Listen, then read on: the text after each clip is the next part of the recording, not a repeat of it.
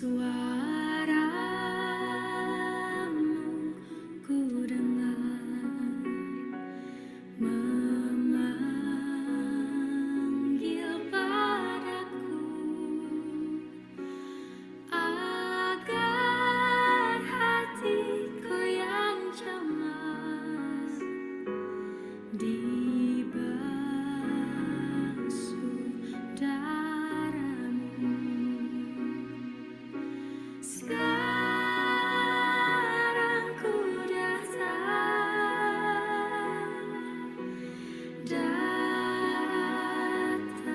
padamu, sucikan aku sekarang di dalam darah-Mu. Meski aku lemah, Tuhan menguatkan pikiran, hati, dan jiwa. Engkau yang sucikan. Sekarang ku datang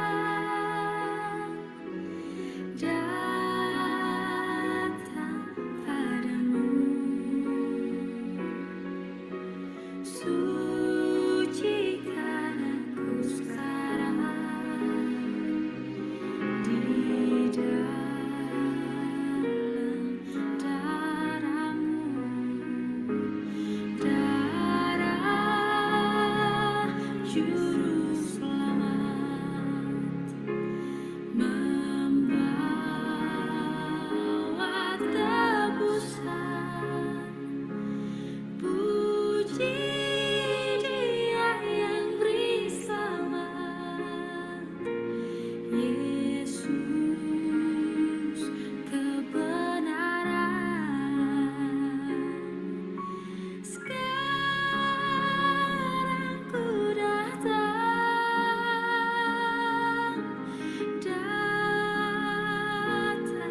padamu, sucikan aku sekarang di dalam darah-Mu.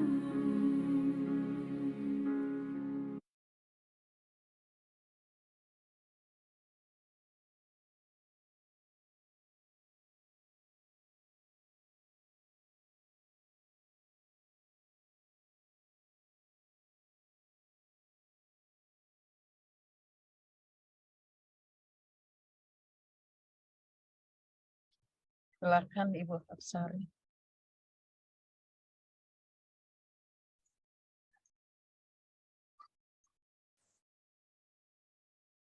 Halo, tes. Apakah suara saya terdengar? Ya, terdengar. Terdengar. Terima kasih, Ibu. Baik, Shalom, selamat sore, dan selamat sabat bagi kita semua. Selamat sabat. Selamat sore. Sore. Terima kasih. Pada kesempatan yang indah ini, kita akan memulai acara jaringan doa BWA DKI Jakarta dan sekitarnya.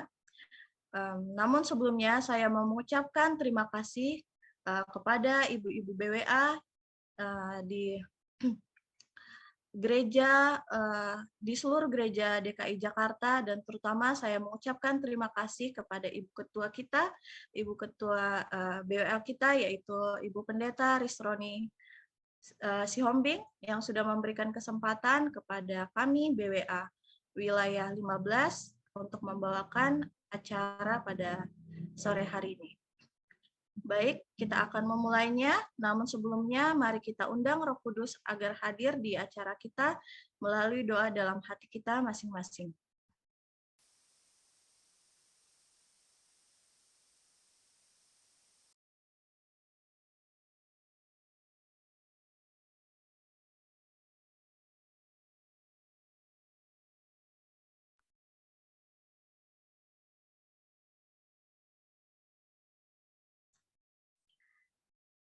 Sebagai lagu pembuka, kita akan mendengarkan lagu pujian yang dibawakan oleh BWA Citra Raya.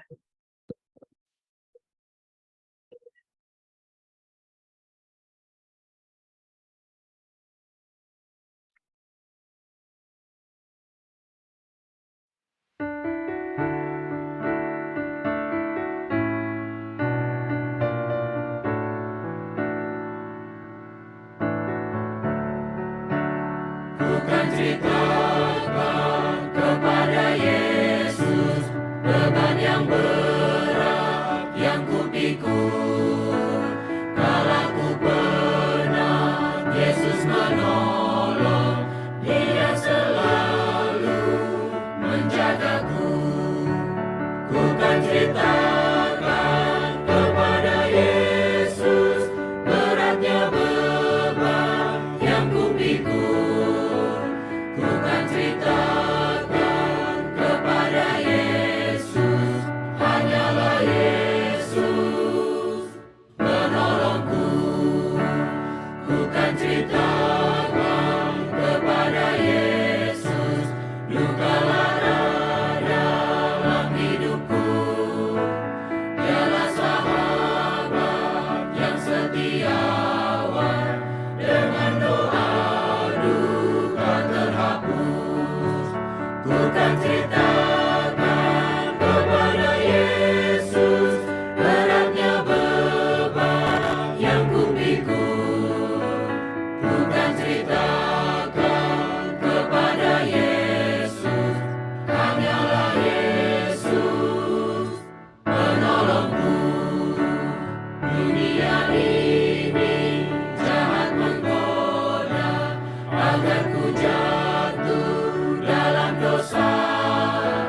Bukan ceritakan kepada Yesus, Dia akan beri kemenangan.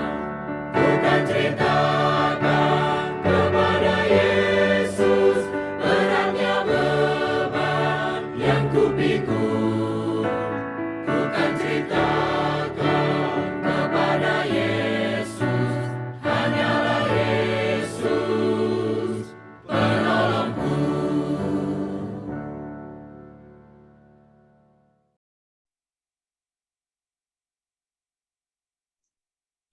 Sebagai doa buka akan dibawakan oleh Ibu Sondang Marpaung dari Jemaat Serang.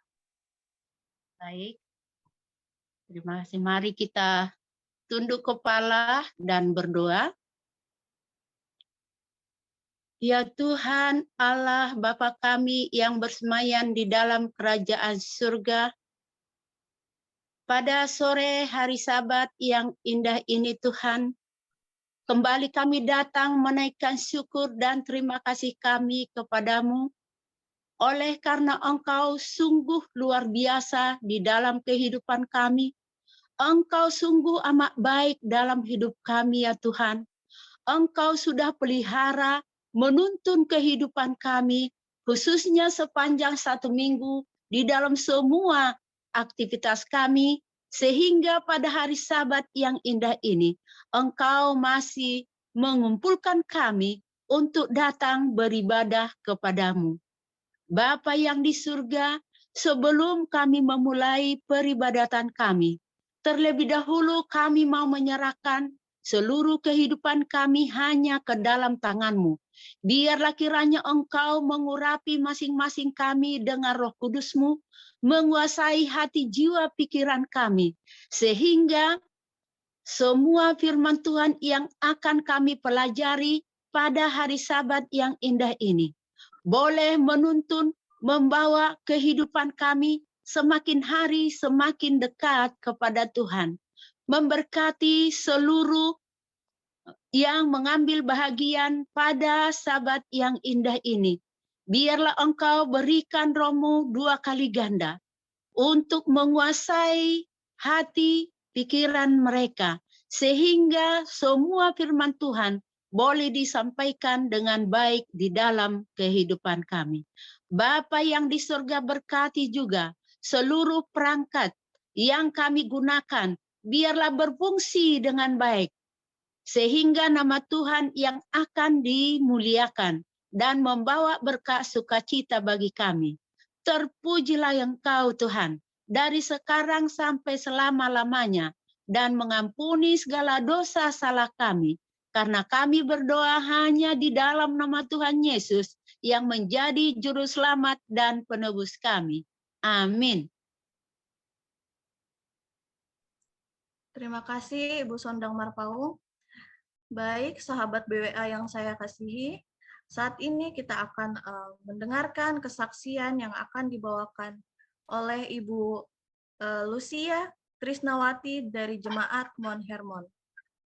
Kepada Ibu Lucia dipersilahkan. Selamat sahabat bagi kita semua. Selamat sahabat. Perkenalkan, nama saya Lucy.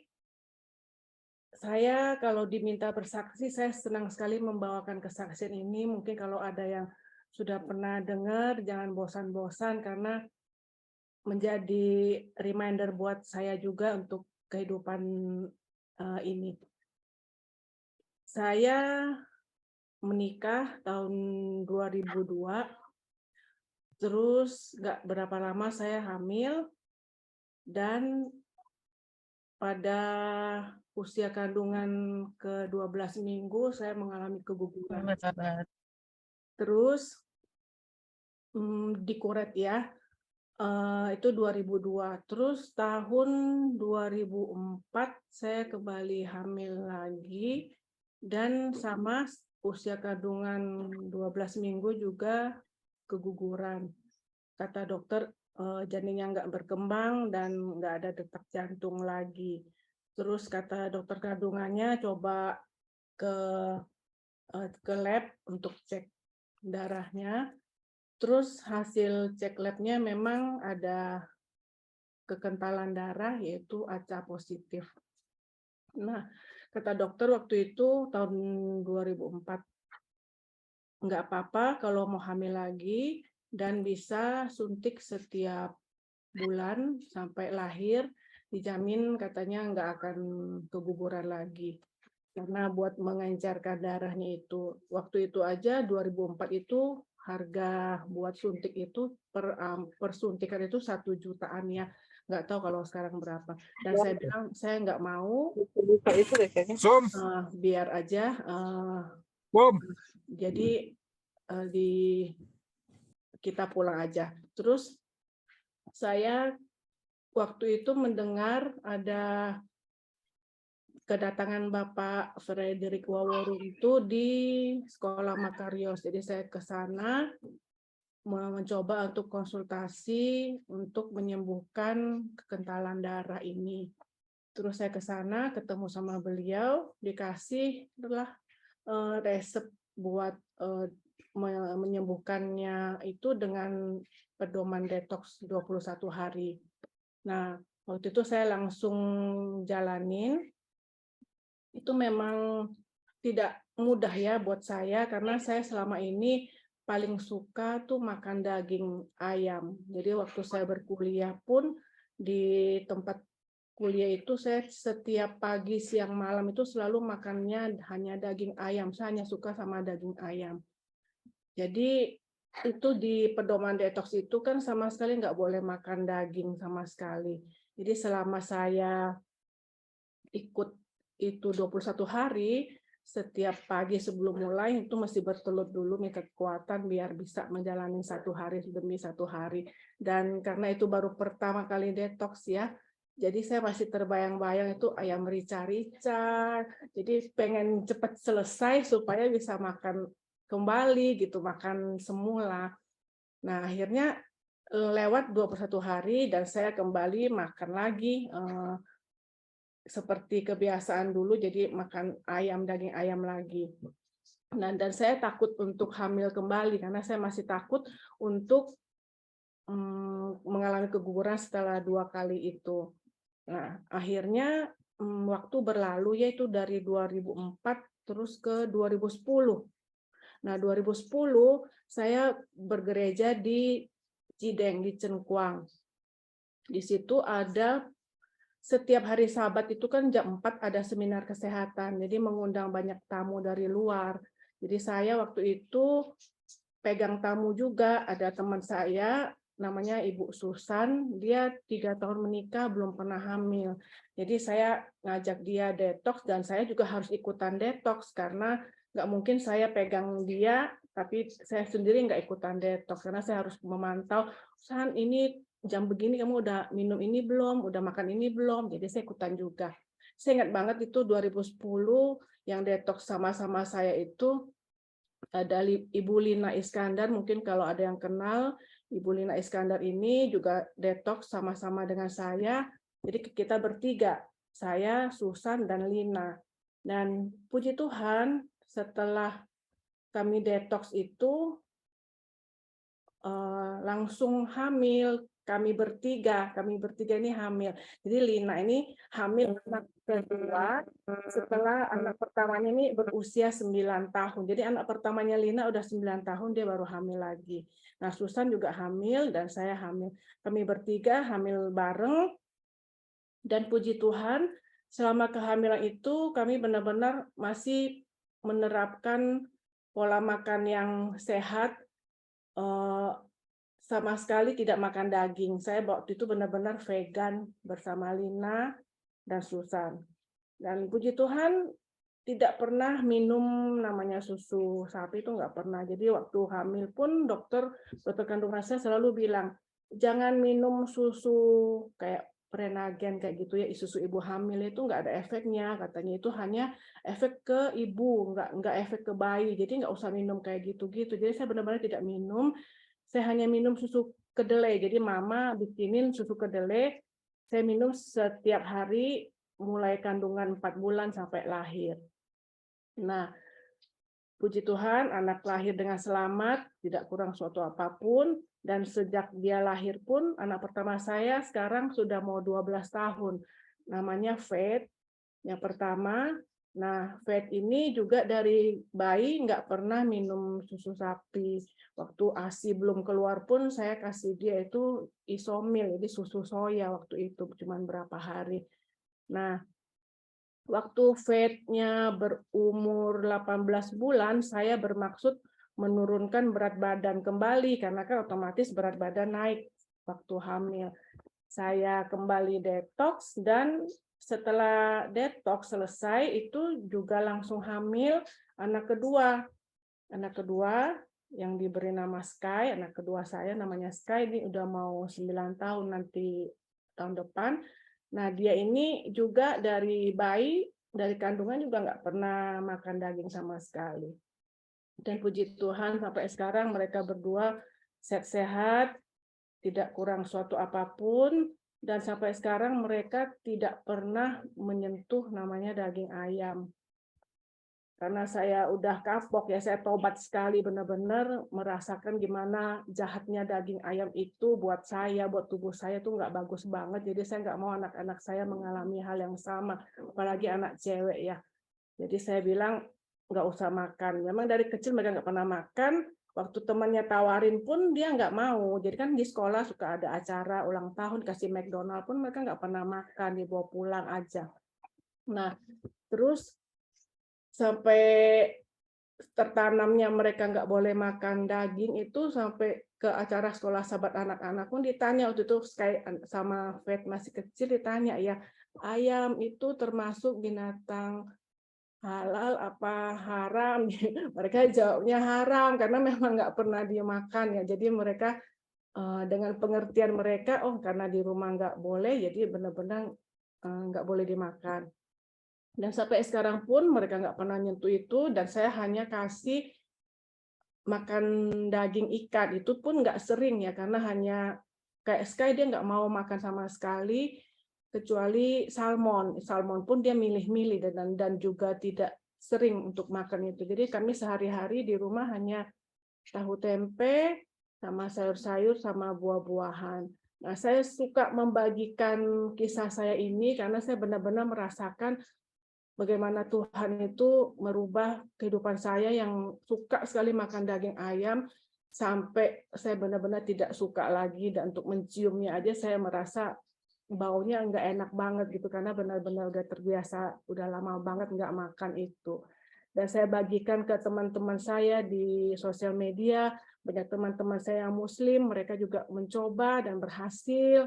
Ada yang buat, dan bagi saya nih detox ini tuh benar-benar luar biasa ya. Kita balik lagi ke firman Tuhan di Kejadian 1 ayat 29, itu kan Tuhan berfirman ya, bahwa makanan kita itu kan benar-benar hanya tumbuh-tumbuhan berbiji dan pepohonan yang ada, yang buah-buahnya berbiji, itu yang menjadi makanan kita.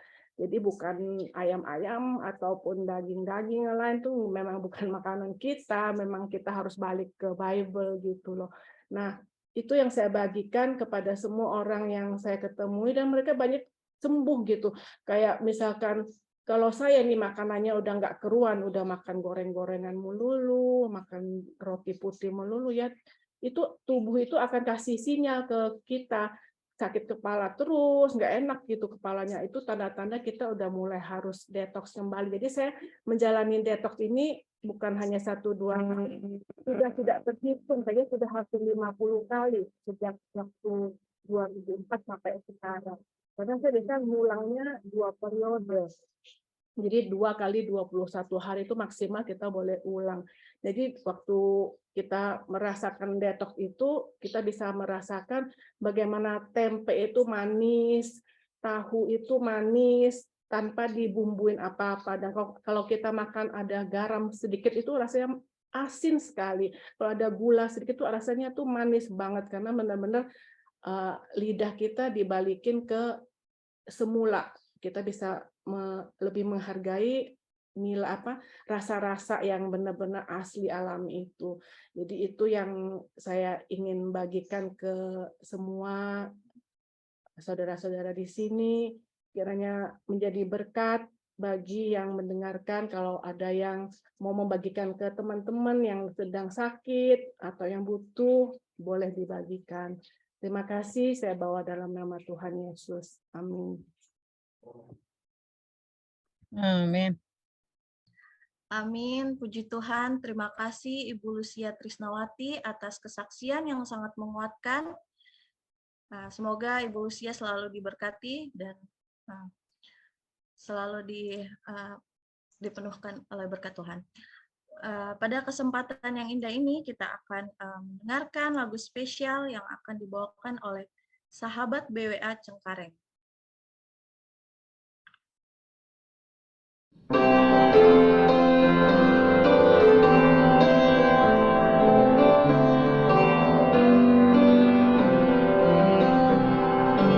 Yesus bagaikan gembala, kami ini dombanya. Dia pimpin dan menjaga selama kami di dunia. Tuhan Yesus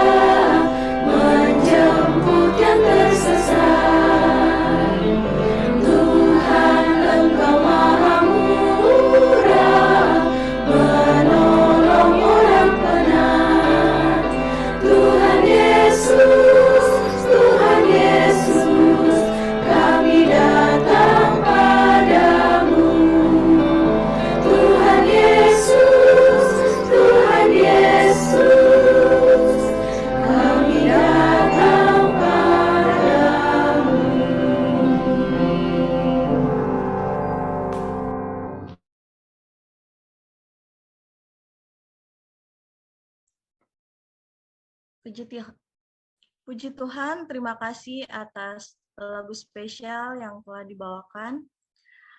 Pada kesempatan ini kita akan mendengarkan perkenalan pembicara yang akan dibawakan oleh Ibu Ketua BWA kita, yaitu Ibu Pendeta Risroni Sihombing. Kepada Ibu Pendeta dipersilahkan.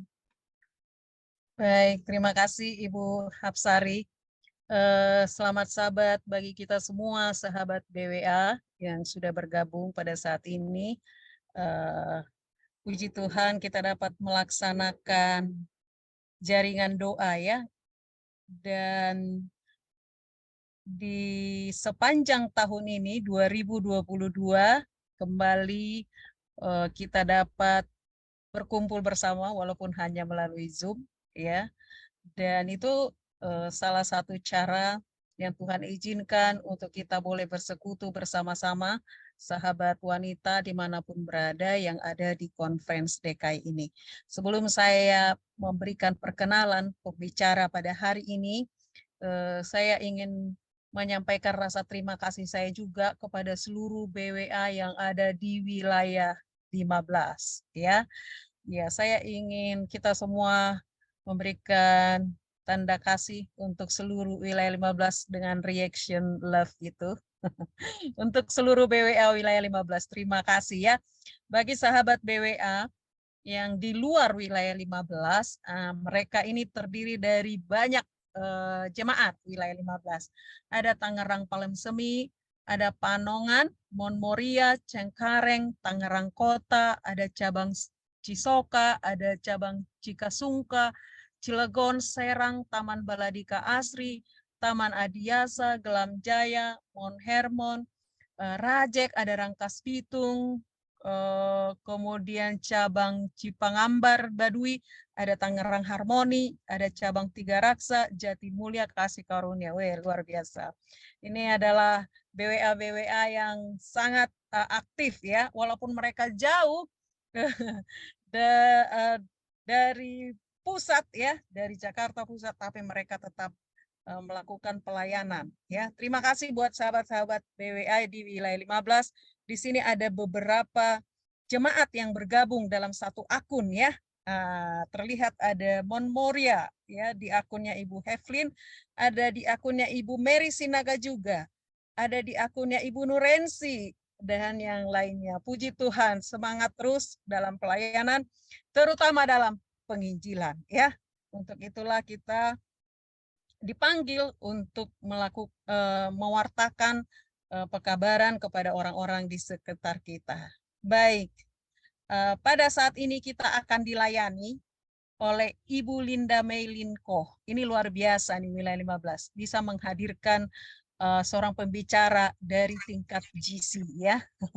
Tingkat GC yang dihadirkan oleh wilayah 15. Nah, Ibu Linda Meilinko ini adalah pensiunan Direktur Pelayanan Anak General Conference ya.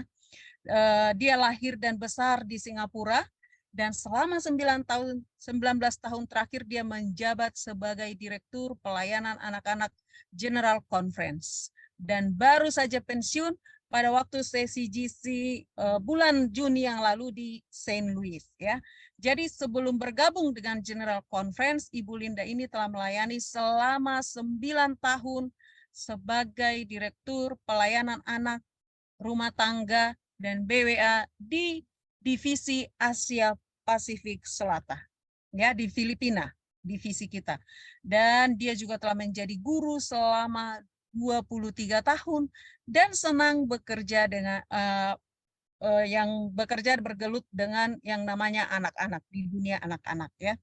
Dia mendapatkan gelar Doktor Pendidikan Education, kemudian sarjana psikologi pendidikan dan konseling dari Andrews University USA. Luar biasa ya, berkat Tuhan. Dan dia menikah dengan Dr. Oliver Ko, mantan Associate Education SSD. Mereka memiliki 2 putra ya dan 6 cucu. Ya, 6 cucu. Dia senang menulis, ibu ini senang menulis dan juga senang menyumbangkan banyak artikel-artikel. Ya, dia sudah memiliki 3 buku yang sudah ditulis, artikel di beberapa majalah di Singapura, dan juga menulis untuk Adventist Review, Adventist World, kemudian Elders Digest, kemudian Ministry Kids, Ministry Ideas, dan publikasi gereja lainnya. Luar biasa berkat yang kita terima pada hari ini melalui Ibu Linda Melinko yang dihadirkan oleh sahabat BWA yang ada di wilayah 15. Dan juga tadi kesaksian yang sudah kita terima. Nanti boleh juga, karena ada banyak tadi ya, Ibu Lucia pertanyaan di kolom chat, mungkin bisa kita layani melalui berkat lewat kesaksian itu.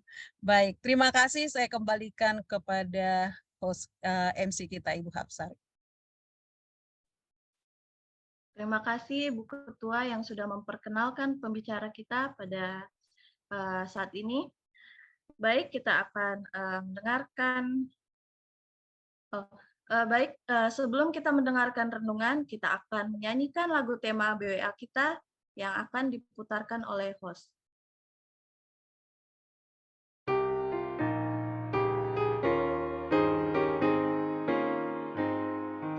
Bekerja bagi Tuhan, kami sangat rindukan. Kabarkan Injil kebenaran, seperti Tuhan perintahkan. Walaupun banyak rintangan, Tuhan akan membuka. Tingkatkan pelayananmu, kabarkan keselamatan. BWA, BWA, Bakti Wanita Advent, bersatu, berkarya, berbakti dan berdoa. Kabarkan Injilnya ke seluruh dunia untuk menyatakan kasih-Nya. BWA, BWA, Bakti Wanita Advent, bersatu, berkarya, berbakti dan berdoa. Kabarkan Injilnya ke seluruh dunia untuk menyatakan kasih-Nya.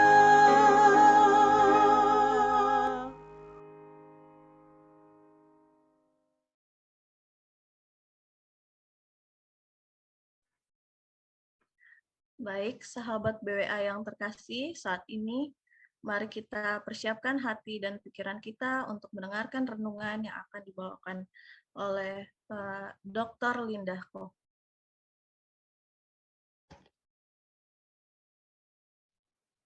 Our Father in heaven, we thank you for this wonderful opportunity to worship you and to listen to your word. Bapa di surga, terima kasih atas kesempatan yang indah untuk dapat berkumpul, memuji dan memuliakan nama-Mu untuk mempelajari firman Tuhan. We thank you for the love that you've given us and also protecting us. Kami bersyukur dan terima kasih atas kasih-Mu dan juga penjagaan-Mu. And we pray that your Holy Spirit be with us today as we share your message with parents and leaders and all those who work with children and young people.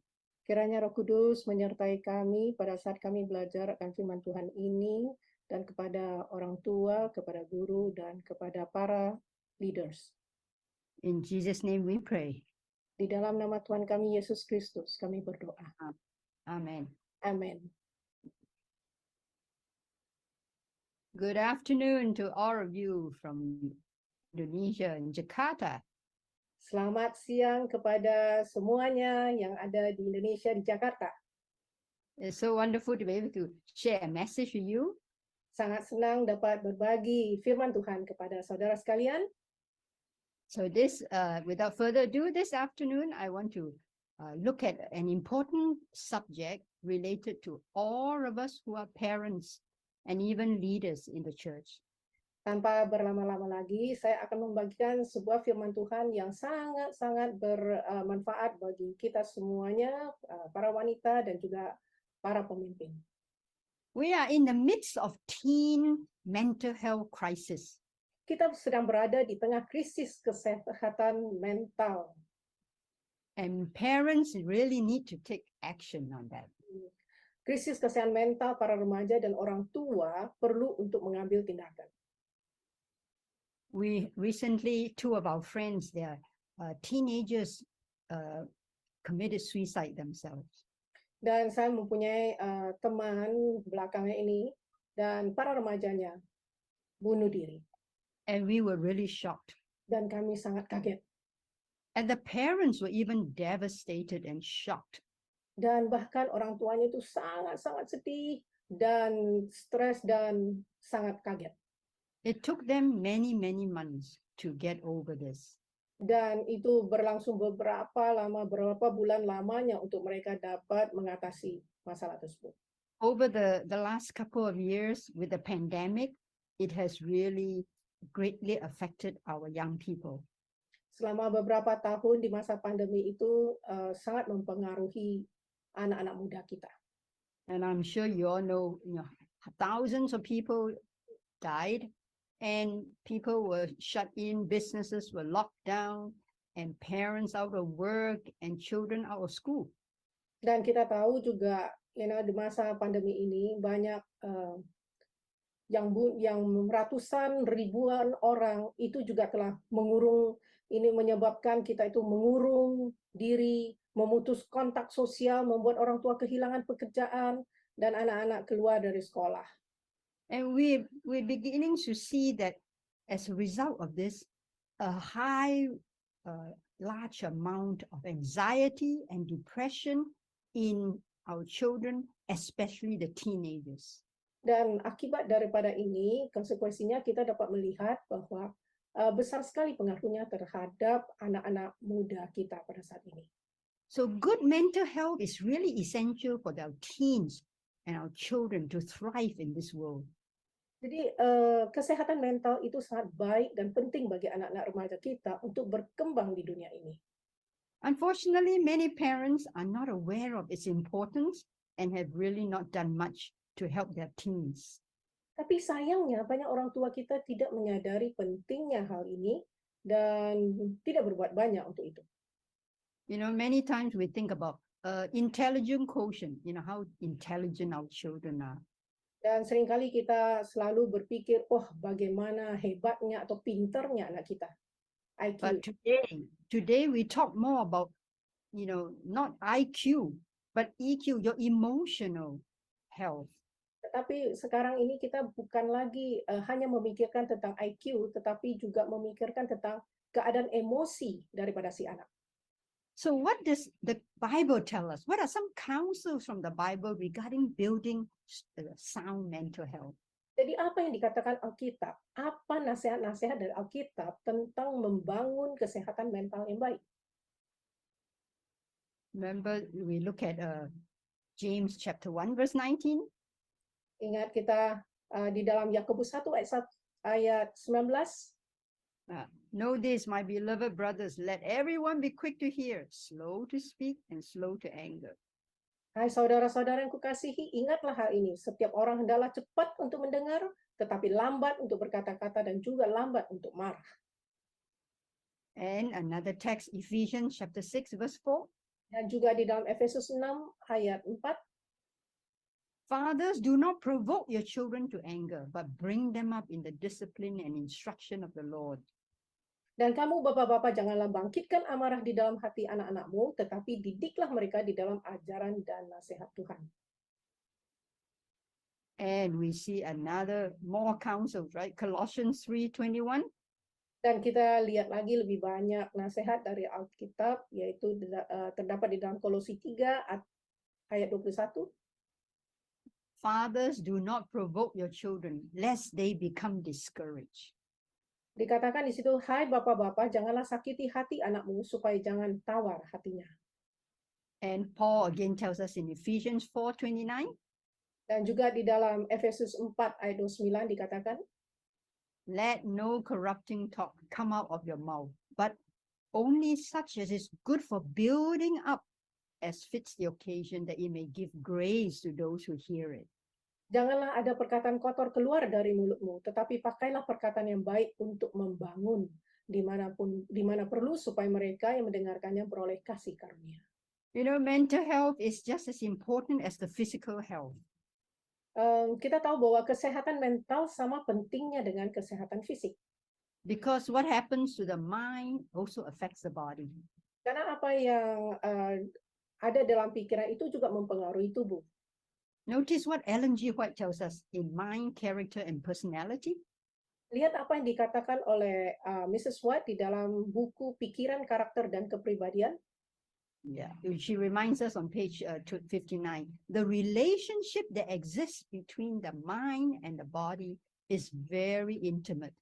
And when one is affected, the other sympathizes.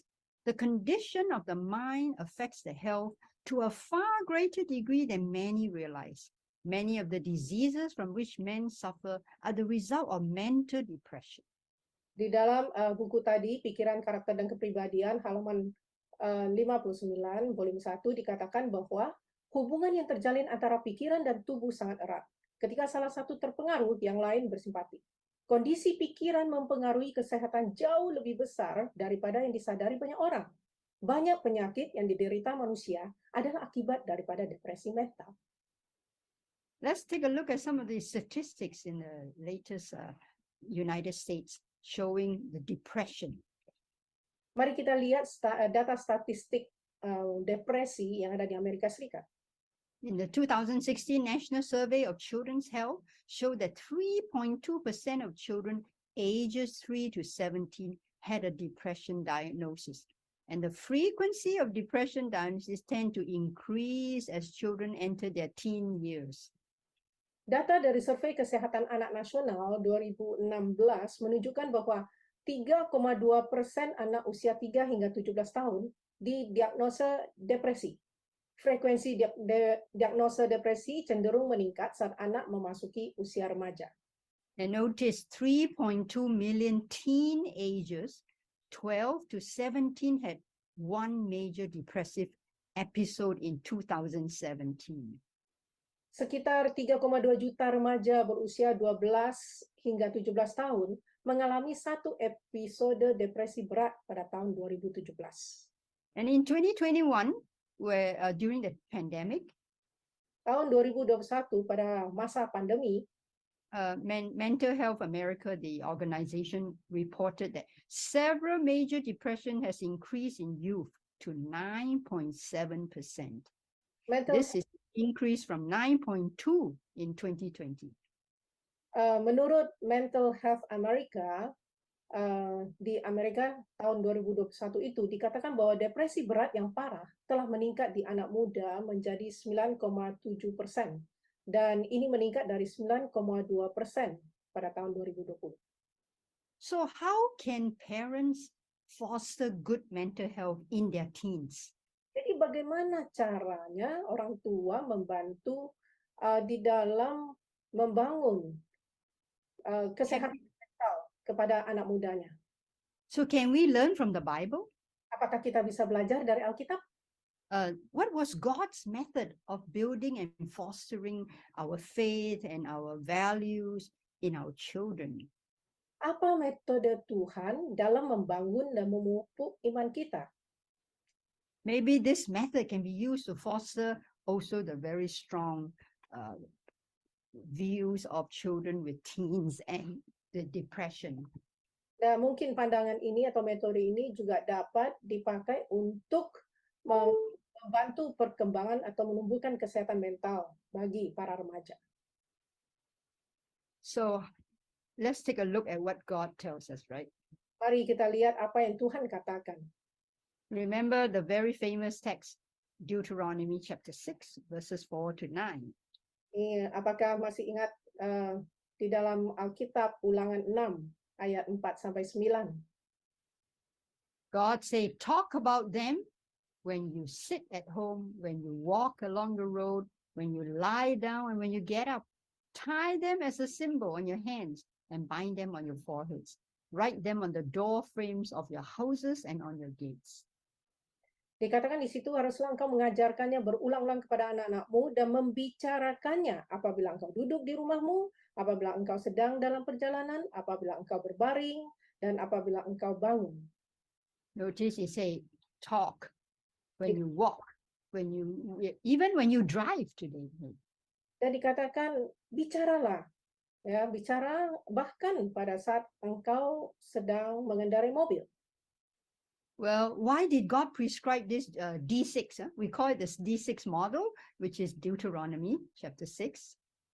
Kita mengatakan itu adalah model D6, yaitu Deuteronomy ulangan 6. Kenapa Tuhan meresepkan model ulangan 6 ini untuk mengasuh anak? So why did God prescribe this model? It's because families are more effective than the churches or the schools in transmitting healthy faith and values to the next generation.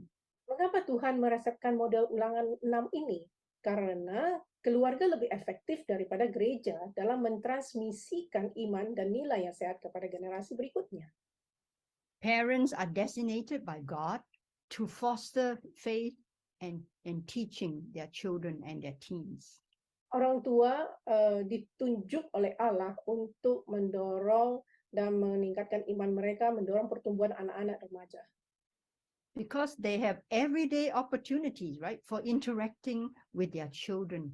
They have much more time to impact what happens than the schools and the churches. Jadi kesempatan sehari-hari untuk berinteraksi dengan anak-anak kita itu lebih banyak sehingga berdampak jauh lebih besar daripada mereka daripada apa yang terjadi di sekolah dan atau di gereja. Just think, we only meet our children and our teens in Sabbath school once a week. Bayangkan kita hanya ketemu dengan anak-anak remaja kita itu cuma seminggu, cuma sekali. In the school, maybe 6-7 hours. Di sekolah mungkin 6-7 jam. But yet parents interact with their children every day of the week. Tetapi orang tua berinteraksi dengan anak itu setiap hari di dalam satu minggu. That's why they have more impact on their lives. Oleh sebab itu mempunyai dampak yang lebih positif di dalam kehidupan. So as we reflect on God's method, we ask ourselves, how do we as parents of the Gen Z, the Generation Z, and the younger ones, the Generation Alpha, we call them, how do we impact them every day when we walk and talk and sit and rise with the opportunity to nurture their mental health? Jadi dengan merefleksikan metode Tuhan itu, kita bertanya-tanya bagaimana kita sebagai orang tua dari generasi Z dan generasi Alpha dapat memanfaatkan sebaik-baiknya kesempatan berbicara, berjalan, duduk, dan bangun kita sehari-hari untuk memelihara kesehatan mental dan hubungan mereka dengan Tuhan. So how do we help them to love the Lord with all their heart and mind and soul, like this text says? Jadi bagaimana kita membantu mereka untuk mengasihi Tuhan Allah mereka dengan segenap hati, pikiran, dan jiwa dan kekuatan mereka. Because a relationship with God also connects and help us build good mental health. Karena hubungan dengan Tuhan itu sangat besar, hubungannya membentuk di dalam pembangunan daripada mental health kita, kesehatan mental kita. Let's take a look at a few methods, suggestions this afternoon. Number one, it starts with us as parents. Jadi kita melihat bagaimana cara kita membantu mereka untuk mengasihi Tuhan Allah mereka. Yang pertama adalah itu harus dimulai dari diri kita sendiri. So we as parents need to grow in our relationship with God, learn to trust Him, Bible study, prayer. Jadi kita perlu bertumbuh dalam hubungan kita dengan Tuhan, mengadakan Bible study, kemudian kita berdoa dan kita yakin, percaya kepada Dia. We need to pray for the Holy Spirit so that we have wisdom to guide our teens. Kita perlu berdoa untuk kecurahan Roh Kudus atau meminta hikmat Tuhan untuk membimbing remaja kita. And we need to live a balanced life ourselves, not just work and no time for our teens. Jadi kita harus juga menjalani kehidupan diri kita yang seimbang, jadi tidak hanya bekerja dan tidak ada waktu untuk anak-anak remaja kita. I never forget when I was always busy teaching in college, back with the time when my children were younger. Dan saya tidak pernah lupa pada saat saya sibuk sekali mengajar di college, yaitu beberapa tahun yang lalu. And when they became teens, one day my older son said, "Mommy, you're always teaching everybody, all the college students, but you never teach us." Jadi pada saat mereka mulai remaja, mereka mengatakan kepada saya, Mami, engkau mengajar kepada anak, sibuk mengajar orang, mengajar, tapi Mama nggak pernah mengajarkan kepada kami. You know, it suddenly jogged my mind to think that my son was looking at what I'm doing. Jadi saya kaget juga anak saya itu memperhatikan apa yang saya sedang lakukan. So do we take time to pray? Or do they ever see us pray at all, except on Sabbath? Jadi apakah anak-anak kita melihat kita itu selalu berdoa atau hanya kita berdoa cuman pada hari Sabat? So it has to start with us before we even think of mentoring and helping to grow our emotional health of our teens. Jadi perlu itu dimulai dari diri kita sendiri sebelum kita itu mementor orang lain. We as adults need to have good mental health too. Kita sebagai orang dewasa perlu memiliki kesehatan mental juga. Notice the Bible reminds us in 1 Chronicles 16:11, seek the Lord and his strength and seek his face always. Dikatakan dalam 1 Tawarikh 16 ayat 11 bahwa carilah Tuhan dengan kekuatannya, carilah wajahnya selalu. Jesus spent a lot of time with his heavenly Father every day. Yesus menghabiskan banyak waktu dengan Bapa surgawinya setiap hari. So it starts with us. Jadi dimulai dari diri kita sendiri.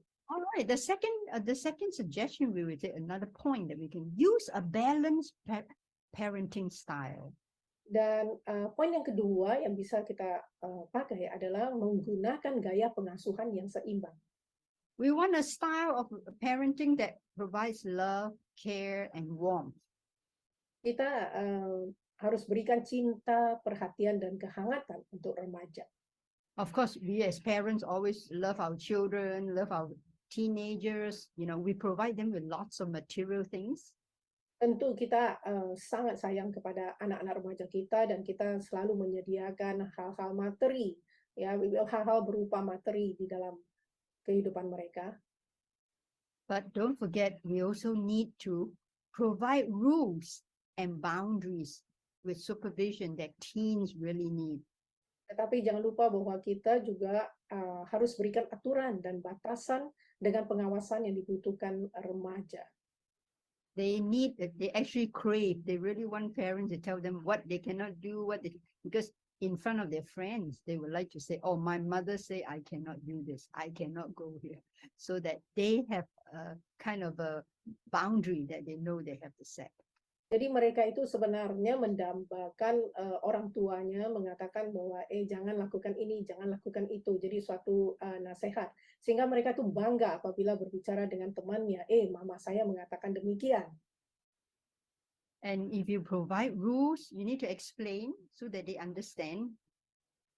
Jadi apabila aturan ditegakkan dan kita harus bisa memberi penjelasan supaya mereka itu dapat mengerti.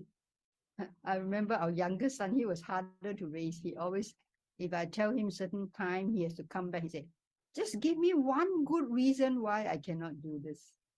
Jadi anak saya nomor 2 itu agak sulit untuk diasuh karena dia itu apabila saya mengatakan sesuatu, dia selalu bertanya, berikan saya satu alasan yang kuat kenapa saya tidak boleh melakukan ini. Because teenagers want to know why. Karena anak remaja itu pengen tahu kenapa. They were not younger, like when you tell them you have to, they just do it. But no, now they say, so why? Why should I? Jadi anak remaja ini tidak seperti di usianya yang masih muda, selalu ikutin apa yang kita katakan, kita larang. Tetapi mereka itu, anak remaja itu pengen tahu, kenapa? Apa sebabnya? Kenapa tidak boleh? So we shouldn't be too strict, neither should we be too parenting style being so excessive and spoil our children instead. Jadi kita tidak boleh terlalu ketat dan juga tidak boleh terlalu longgar sehingga kita itu memanjakan anak-anak kita. And then another point is when you have a balanced parenting style, you will carve out time for your teens. Jika kita mempunyai waktu yang bagus hubungan dengan anak, maka kita akan luangkan waktu untuk anak remaja kita. Really, teens need our time to be with them. Anak remaja kita membutuhkan waktu kita bersama dengan mereka. They need us to listen. Mereka butuh kita untuk mendengarkan mereka. They need us to guide them. Mereka butuhkan kita untuk menuntun mereka. You know, studies have shown that parenting styles will influence your teens' at-risk behaviors. Studi menunjukkan bahwa gaya atau cara pengasuhan mempengaruhi remaja di saat perilaku yang beresiko. The way you raise your children, whether you're very strict, very lenient, or, it affects the way they will respond to alcohol, drugs, all these very at-risk behaviors. Jadi cara kita mengasuh anak, apakah kita itu ketat atau longgar, atau bagaimana caranya dalam pendidikan itu sangat mempengaruhi mereka terhadap pengaruh alkohol ataupun pengaruh-pengaruh yang kurang baik. Dan ini adalah saat-saat yang beresiko. And the third way we should do is communicate and keep communicating with teens. Dan alasan yang ketiga, poin yang ketiga adalah komunikasi dan selalu komunikasi dengan mereka. Find time to connect and chat with your teens. Cari waktu untuk berhubungan dan ngobrol dengan remaja kita. Well, some parents tell me, my teens just doesn't want to talk to me. Come home, lock themselves in the room. Banyak yang mengatakan kepada saya, oh, anak-anak remaja saya itu tidak mau ngobrol dengan saya. Mereka pulang langsung mengunci diri di kamar. Well, we need to find time. As soon as they come back from school or whatever opportunity, we want to have time to connect. Jadi kita selalu harus mencari waktu untuk bisa berhubungan dengan mereka. Make use of family time, dinner, game night, driving, bedtime, whatever it is, to be able to speak to them. Ya, kita bisa gunakan atau manfaatkan makan malam berkeluarga, pada waktu malam bermain, atau mengemudi ke sekolah, atau waktu tidur. I used to ask my sons, is there anything you want to thank Jesus for today? Saya selalu bertanya kepada saya, adakah sesuatu yang ingin Anda mengucap syukur kepada Tuhan pada hari ini? My older son we thank Jesus for helping him pass his exam, for doing well, for his friends and everything. Dan anak yang tertua saya itu selalu mengucap syukur atas kelulusan di dalam ujian dan bersama dengan teman dan lain-lain. But then our younger son every time say, anything you want to tell me or thank Jesus for? Nothing, he said. Tapi anak kedua saya, kalau saya tanya apakah ada yang harus disyukuri, dia bilang tidak ada. So I said every day there's nothing to talk about. Jadi saya bilang, setiap hari tidak ada sesuatu yang bisa dibicarakan. So I took some time to kind of observe him and see what he likes. Lalu saya menggunakan lebih banyak waktu untuk mengobservasi dia, apa yang sebenarnya dia sukai. Well, I found out he loves creatures. Anything that moves and walk on the ground is his favorite. Jadi saya perhatikan bahwa dia itu suka binatang-binatang merayap, seperti segala sesuatu yang kecil-kecil, binatang yang kecil-kecil itu dia sangat suka. So now he comes home and said, well, Marvin, did you find any interesting creature today? Jadi saya begitu dia pulang sekolah, saya tanya, Marvin, apakah hari ini engkau mendapatkan binatang kecil? Apa yang menarik hari ini? And now he comes and said, yes, I found a little snake today. Oh, lalu dia katakan, oh ya, saya menemukan satu ekor ular kecil hari ini. In fact, one day he brought home one meter long snake, and then he hang on my neck. He said, see, God created this, he said. Lalu dia suatu hari, bahkan dia membawa pulang satu ekor ular yang 1 meter panjangnya, dan mengalungkan di leher saya. Dia kata, lihat, Tuhan menciptakan ular seperti ini. Snakes are not my favorite. Ular bukanlah favorit saya, but I try to take time to ask questions, to talk about, so that there's a common ground in which we can talk. jadi kita coba mencari tahu sesuatu apa yang mereka sukai sehingga ada satu kesamaan, ya, ketertarikan di dalam pembicaraan tersebut. The next point, have regular times to ask open-ended questions. Dan yang berikut adalah memiliki waktu secara reguler untuk bertanya jawab secara terbuka. Questions that's not just answered with yes or no. Pertanyaan bukan hanya dijawab dengan ya atau tidak. We want to ask them why. Why do you think it that way? Kita bertanya lebih dalam lagi, kenapa? Kenapa Anda berpikir? Teenagers have excellent skills in thinking. Karena anak remaja itu mempunyai kreativitas berpikir yang lebih. So challenge them, ask them why. Jadi kita harus mendorong dan men-challenge dia dan bertanya. Many times they have questions about sexuality, questions about girl-boy relationship, about God. Seringkali mereka itu bertanya tentang hubungan seksual ataupun hubungan wanita dan pria atau hubungan dengan Tuhan. That's a good time to direct them to the right source. Itulah saat yang tepat untuk mengarahkan mereka kepada sumber yang benar. Teenagers need us to listen. Dan para remaja memerlukan kita untuk mendengar. So many teenagers, I have counsel often say, my parents don't listen to me. Dan sering di dalam konseling saya, anak remaja umumnya mengatakan, orang tua saya tidak mau dengar saya. They just tell me what to do. Mereka hanya mengatakan, menyuruh saya melakukan sesuatu. We need to take time to listen how they feel. I mean, what is it? They're sad, they're angry. Kita perlu waktu untuk mendengar apakah perasaan mereka ya, apakah mereka sedih, mereka marah atau apa. So whenever we talk with them in the evening after school, if I don't understand what they say, I ask questions so that I clarify with them. Jadi kalaupun mereka, saya menggunakan waktu di sore hari, malam hari untuk berbicara kepada mereka, tapi ada hal-hal yang dia bicarakan saya tidak mengerti, saya bertanya untuk suatu penjelasan. This again, James 1:19. I love this text. It always reminds us, about let every man be swift to hear, but slow to speak. That means we need to be always hearing and listening to our teenagers. Di dalam Yakobus 1 ayat 19 itu adalah ayat kesukaan saya. Di sini selalu mengingatkan kita bahwa setiap orang hendaklah cepat untuk mendengar, tetapi lambat untuk berkata-kata.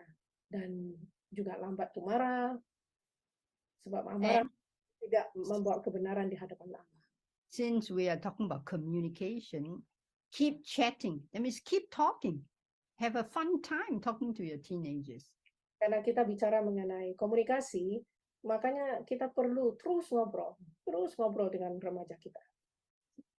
Allow them to express their feelings. Izinkan mereka untuk mengekspresikan perasaan mereka. I mean, they may be angry, they may be hurt, they may be, frustrated. Just listen to them. Mereka mungkin marah, mungkin mereka itu sakit hati. Dengarkan mereka. When they say, I'm really angry with so-and-so, doesn't mean many times our first reaction as parents, oh, you should never get angry. The Bible says you should never get angry.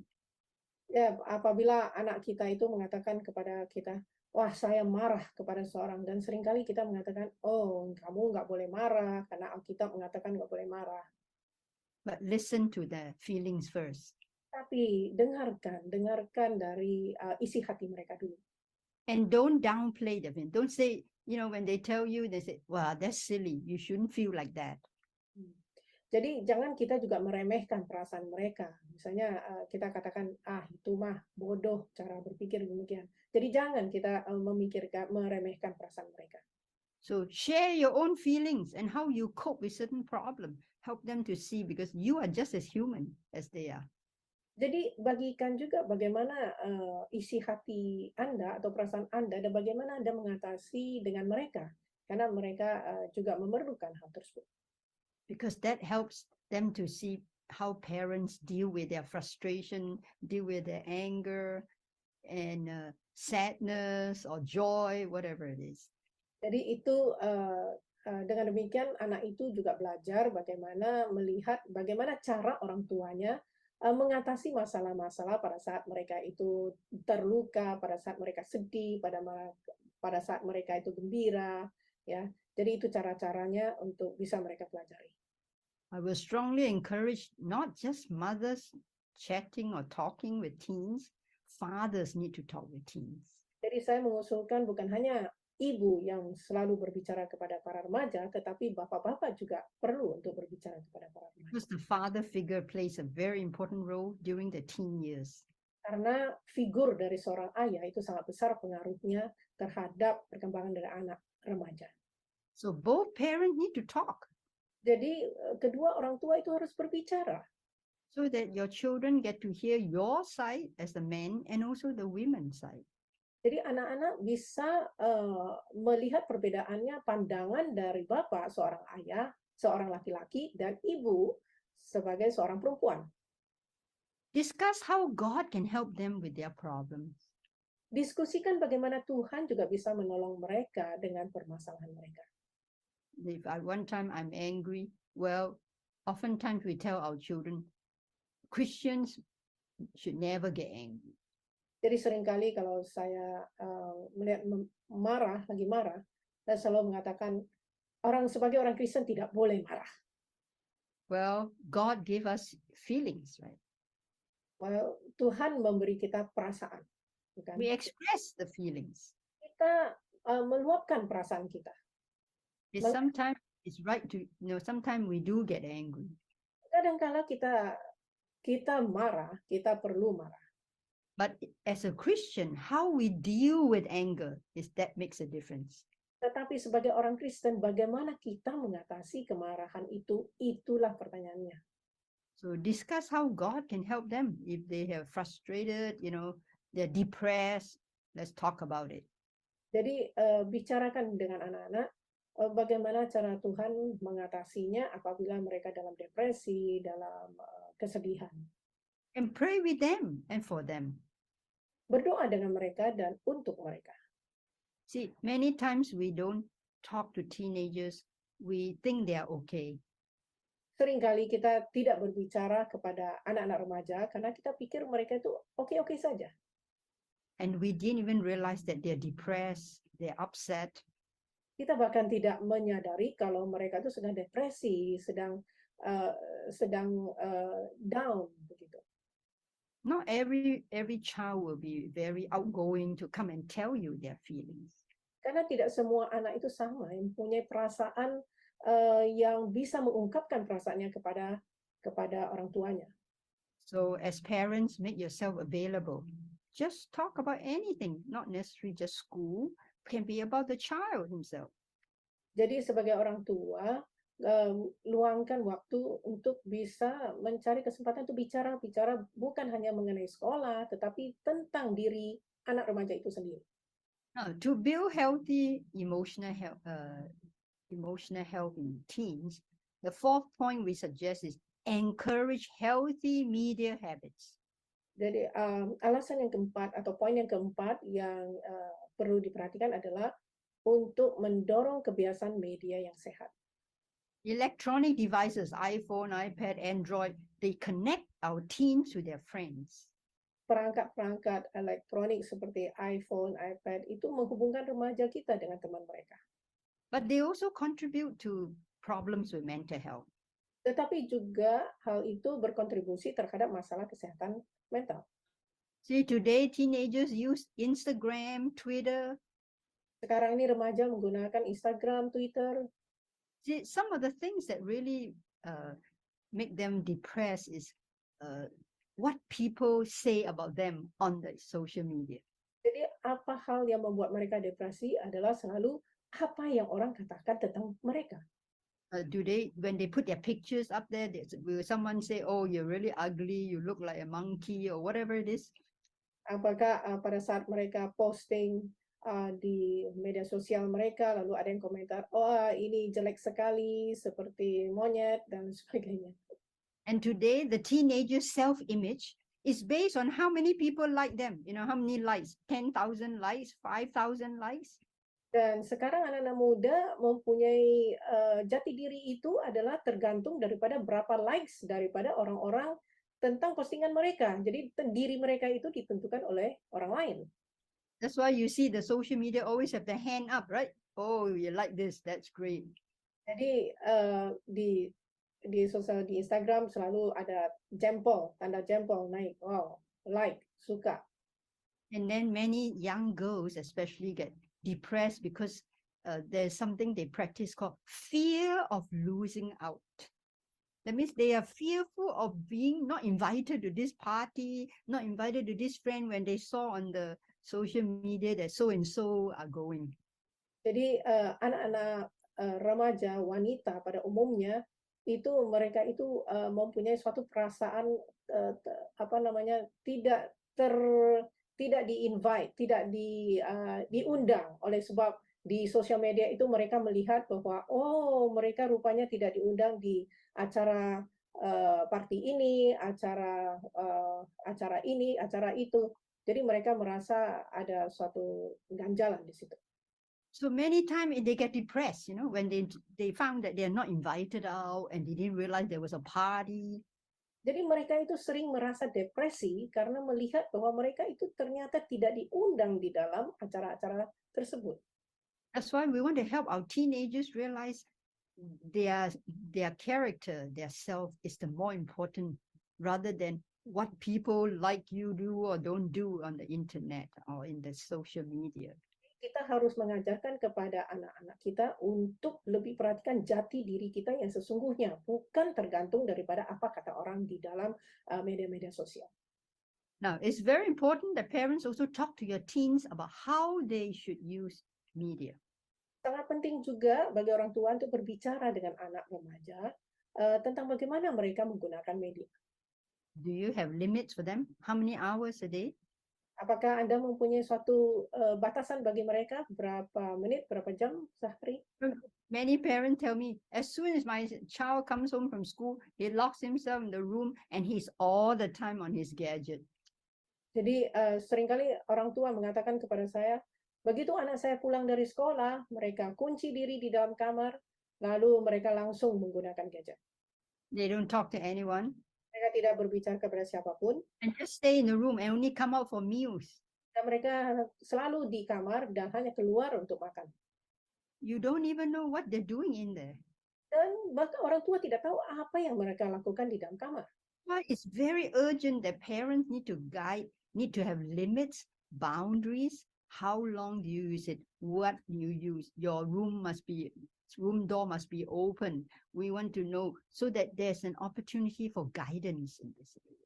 Jadi kita sangat perlu untuk memperhatikan anak-anak itu dan membuat satu batasan, ya berapa jam, berapa lama mereka bisa di gadget, kemudian kamarnya tidak boleh dikunci. Jadi ada aturan-aturannya sehingga kita di situ bisa ada suatu arah, mempunyai pengarahan di situ. Jadi apa yang kita arahkan, kita bisa arahkan. To sit down and talk about how to use it, when to use it. Jadi kita harus duduk bersama dengan anak tersebut untuk benar-benar menentukan kapan dan bagaimana untuk menggunakan gadget tersebut. Now, parents can check out one website called Common Sense Media. They usually provide reviews, very good ratings, like what type of technology is good. This kind of a game for your children. Is this a good movie you will allow them to watch, which is suitable for children and teens? Jadi ada satu sumber media, yaitu Common Sense Media, itu mengulas, memberikan peringkat untuk media teknologi mana yang cocok untuk anak-anak dan remaja. Jadi itu bisa mungkin dicek di situ. So parents be aware of that. Read up more. Jadi orang tua harus menyadari itu dan orang tua harus banyak membaca. In fact, the apostle reminded us in the famous text that we all know very well in Philippians 4:8. Dan bahkan Rasul Paulus mengingatkan kita di dalam ayat Filipi 4 ayat 8. He talks about the importance of what we see and read and do. Rasul Paulus mengingat kita betapa pentingnya akan apa yang kita lihat, baca, dan lakukan. So finally, brethren, whatever things are true, are noble, whatever things are just and are pure, and whatever things are lovely and of good report, if there's any virtue, if there's anything praiseworthy, meditate on these things. Jadi akhirnya saudara-saudara, semua yang benar, semua yang mulia, semua yang adil, semua yang suci, semua yang manis, semua yang sedap didengar, semua yang disebut kebajikan dan patut dipuji, pikirkanlah semuanya itu. And then finally, the fifth step, balance sleep and exercise. Akhirnya poin yang kelima yaitu keseimbangan, seimbangkan tidur dan olahraga. You wonder what has sleep and exercise to do with good mental health? Anda pasti berpikir apa kaitannya tidur dan olahraga terhadap kesehatan mental. Well, studies have shown us that both of these are important for mental health, just as well as your physical health. Jadi studi membuktikan bahwa keduanya ya sangat penting untuk kesehatan mental dan juga kesehatan fisik. Well, do your kids, you require them to turn off all screens before bedtime? Apakah Anda meminta anak-anak Anda untuk mematikan semua layar sebelum waktu tidur? Many times I've seen some parents, before the kids go to bed, they have all to turn in all their iPhones and gadgets.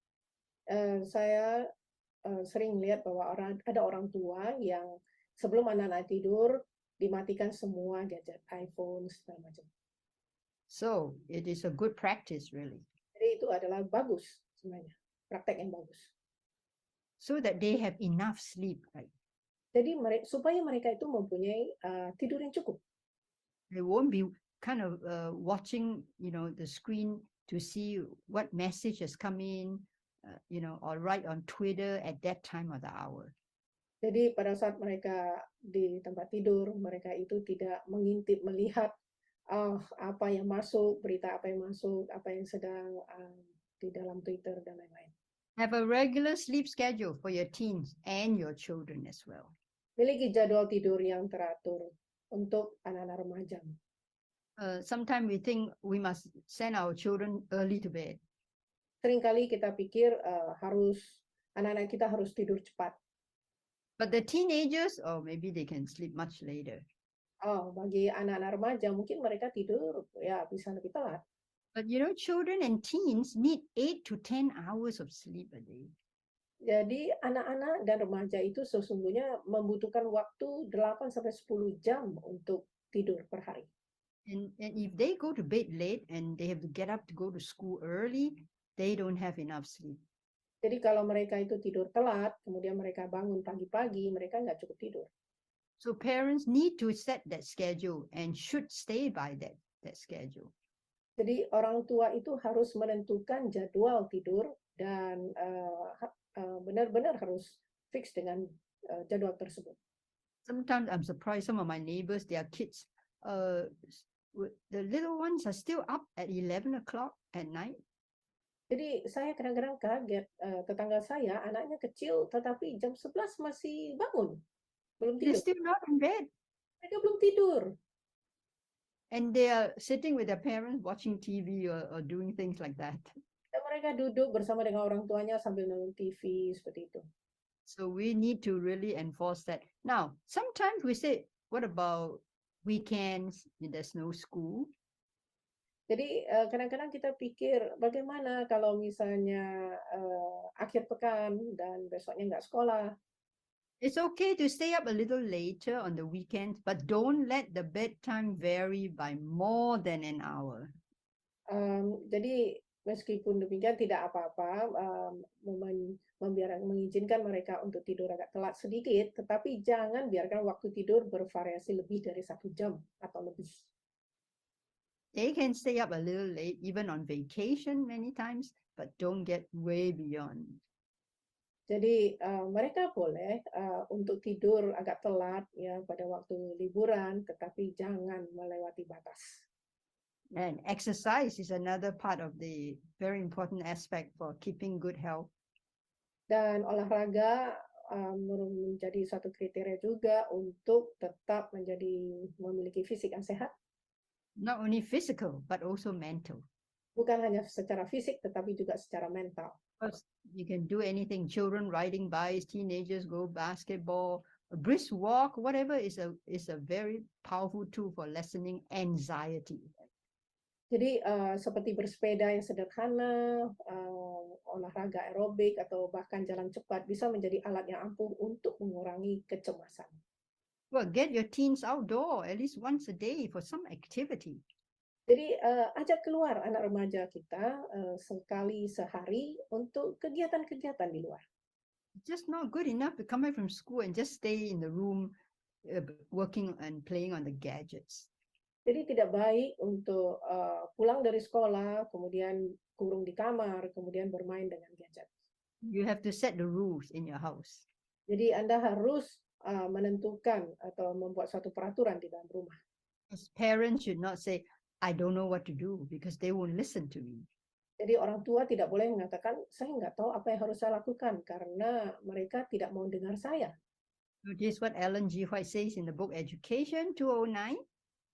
Di dalam buku pendidikan, Ellen G. White mengatakan di halaman 209, physical inaction lessens not only the mental but the moral power.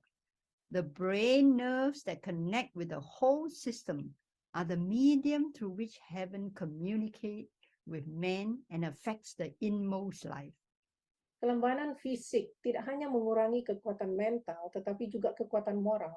Saraf otak yang terhubung dengan seluruh sistem adalah media yang melaluinya surga berkomunikasi dengan manusia dan mempengaruhi kehidupan yang paling dalam. So parents and those of us who work with children and teenagers. Jadi para orang tua yang ada di sini dan siapapun yang bekerja bersama menghadapi para remaja. The big questions we need to ask ourselves. Pertanyaan-pertanyaan besar, pertanyaan-pertanyaan penting yang harus ditanyakan pada diri kita masing-masing. Am I spending enough time with my teen? Apakah saya menghabiskan cukup waktu dengan anak remaja saya? Am I communicating more with my teen even when I don't feel like it? Apakah saya lebih banyak berkomunikasi dengan anak remaja saya, bahkan ketika saya sedang tidak menyukainya? Because maybe someday I'm too tired as a parent, I don't feel like talking. Kadang-kala kita sebagai orang tua itu terlalu capek dan kita tidak pengen untuk bicara. But we know our teens need us. Tetapi kita tahu para remaja kita memerlukan kita. We may not have to talk a whole lot, but still it's good to keep connected with them.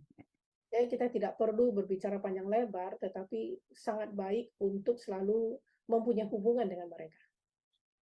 And the last question we should ask ourselves, am I also immersed in my own devices? Am I spending lots of time too? Dan pertanyaan terakhir yang juga penting untuk kita tanyakan dalam diri kita adalah, apakah saya juga tenggelam dalam perangkat elektronik saya sendiri atau menghabiskan banyak waktu juga? Well, many times we blame our teenagers for spending too much time on the gadgets. Jadi kita seringkali mengatakan kepada mereka itu terlalu banyak waktu mereka luangkan untuk gadget. But actually sometimes we ourselves too. We can't go without it. Every single minute we're looking at it, even during the time we're eating. Jadi kadang-kala kita sendiri sebagai orang tua tidak bisa melepaskan gadget itu, bahkan pada waktu kita sedang makan pun. Put aside our gadgets when the kids are back. Jadi tinggalkan, taruh gadget kita. Ya, lepaskan gadget kita pada saat anak kita itu sudah pulang ke rumah. Talk with them, play with them, have time together so that you are connected. Bicara sama mereka, bermain sama mereka, ya, ngobrol supaya selalu berhubungan sama mereka. Because when we talk to our children, when we understand how they feel, we see whether they're anxious, whether they are sliding into depression, so that we can help them out.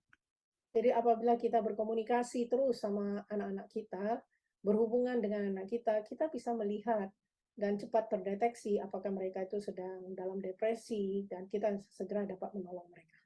So may God help us as parents, teachers, and leaders to build and foster good mental health in our children, especially in our teens. Semoga Tuhan bantu kita sebagai orang tua, guru, dan pimpinan untuk membangun dan menumbuhkan kesehatan mental yang baik pada anak-anak dan khususnya para remaja kita. Because with a strong emotional health, they will be able to strive in this world. And with God's help, they will even be stronger Christians in being able to share the wonderful news with their friends. Jadi dengan mereka mempunyai suatu emosi yang baik, kemudian kesehatan mental yang baik, mereka itu akan bertumbuh, dapat bisa bersosialisasi dengan dunia, dan mereka bahkan dapat menjadi anak Tuhan yang baik dan menjadi pelayan yang baik. Thank you. We have come to the end of our message today. Terima kasih, kita sudah sampai di penghujung presentasi kita hari ini. Thank you for the opportunity you invited me to share the message with you. Terima kasih atas kesempatan untuk berbagi message ini kepada saudara sekalian. And may God bless each of you as parents, Dan semoga teachers, Tuhan memberkati saudara sebagai orang tua, guru, and may God give you power, the Holy Spirit, to help you build and foster good mental health in your children and teens. Tuhan memberkati saudara sekalian supaya bisa mengajarkan dan mengimplementasikan ini untuk mendapatkan memberikan suatu pengaruh menumbuhkan kesehatan mental kepada para remaja. I'd like to invite you to bow your heads for prayer. Mari kita tunduk kepala dan berdoa. Our loving Father in heaven, Bapa di surga, we thank you for your love. kami berterima kasih atas kasih-Mu. You gave your son Jesus to come to earth Engkau memberikan anakmu Yesus Kristus datang ke dunia ini to teach us how to relate to people. mengajarkan kepada kami bagaimana berhubungan dengan orang lain. He taught us how to listen, how to share, and how to make friends. Dia mengajarkan kepada kami bagaimana untuk mendengar, untuk berbagi, dan bagaimana untuk berteman. Jesus taught us how to touch many lives. Yesus mengajarkan kepada kami bagaimana untuk menyentuh begitu banyak orang lain. And he taught us to have love and compassion. Dan mengajarkan kami untuk mempunyai kasih dan saling memperhatikan. We know all these teens that we have in our homes are very precious to you. Kami tahu bahwa anak-anak muda yang ada di rumah kami masing-masing itu sangat berharga di mata Tuhan. I pray for the Holy Spirit to be with all these parents and leaders and teachers who work with teens. Hamba berdoa untuk para orang tua, para guru, dan para pimpinan yang bekerja untuk anak-anak remaja.